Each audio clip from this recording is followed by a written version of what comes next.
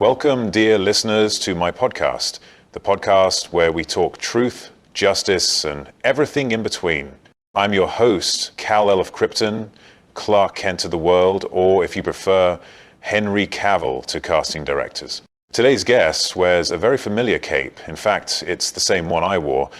The world is watching him step into boots I once filled. Please welcome the new Man of Steel, David Corenswet. Thanks, Henry. Or should I say, Cal? I gotta say, this is surreal. Sitting across from you, well, virtually, and talking Superman with Superman. It's surreal for me too. You've taken up a role that's meant everything to me, let's be honest. We're the same person, just from different timelines. Different timelines, different tones, maybe even different dogs.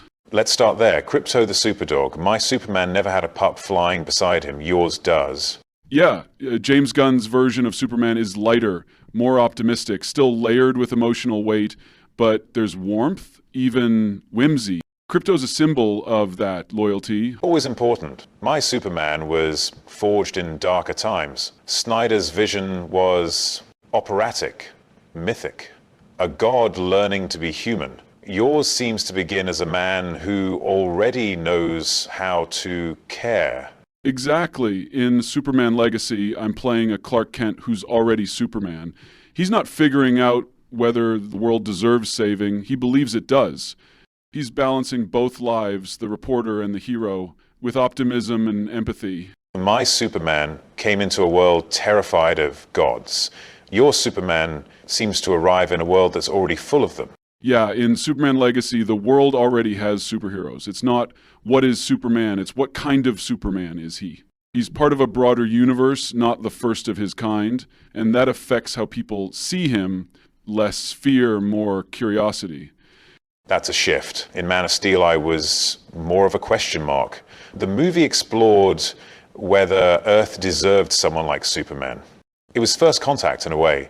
Even the military was watching me like I was a threat. Exactly, and your version carried that weight beautifully. Mine starts from the idea that Superman has already earned the public's trust. The tension isn't about fear, it's about how he keeps hope alive in a fractured world. I like that. The world needs Superman to remind it of what's possible, not just what's powerful. And I hear Metropolis itself is different too. Big time. It's not grim or gray, it's vibrant, almost like a character in its own right. Bright skyline, Art Deco inspiration, almost futuristic.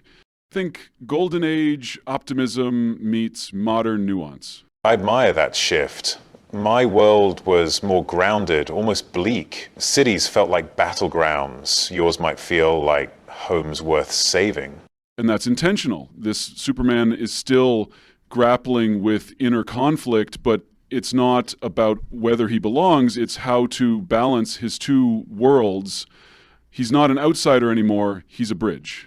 And the suit? Besides the trunks coming back, I noticed your cape attaches a little differently. More Golden Age, less armor.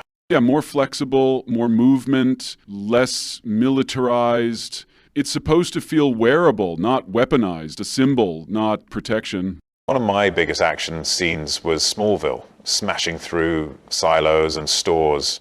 Yours? Let's just say there's a sequence involving Krypto, some rogue metahumans, and one very unlucky train. But the fights are going to feel different. Less city leveling, more precision. Clark isn't just a blunt instrument, he's tactful. Tactful Superman, I like that. Sounds like you'll be carrying both the cape and the conscience. And you've got a new Lois, Rachel Brosnahan, brilliant choice. She's phenomenal. Smart, driven, hilarious. Their relationship feels grounded. It's less about secrecy and more about trust from the start. Let's talk real world for a moment. You stepping in meant I had to step out. Officially. No multiverse cameo. No final flights. I know. And I need to say, respectfully, you left behind huge boots to fill.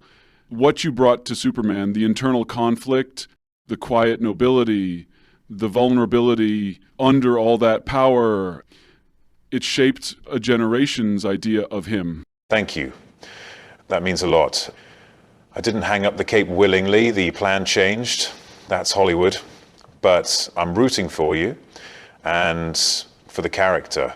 Superman deserves to fly. I promise to honor that legacy. I'm not trying to replace what came before. I'm here to continue the story from a new lens.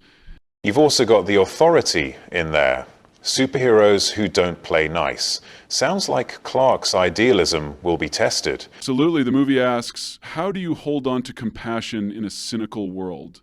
That's the core of it. Let's talk fans. Some were heartbroken when I was let go. I was too. But I think there's enough cape to go around. How do you handle the pressure? With humility. I know what this character means. I've studied every portrayal from Reeve to you. But at the end of the day, I'm not trying to be the best Superman. I'm trying to be a Superman people believe in. Beautifully said. The House of L isn't just a symbol on our chests. It's a promise that we'll do right by the people who believe in us. Then let's make good on that promise. I'll carry it forward with honor. One last thing. I ask every guest this. What message do you want to leave for the world? Remember that Superman isn't about being invincible. He's about making the right choice, even when it's hard, especially when it's hard. We all have the power to lift someone up. You don't need a cape to be super. Perfect answer. Well, folks, that was David Corenswet, the new last son of Krypton. And you know what? I think the cape's in good hands. This has been my podcast, From One Superman to Another, Up, Up and Away.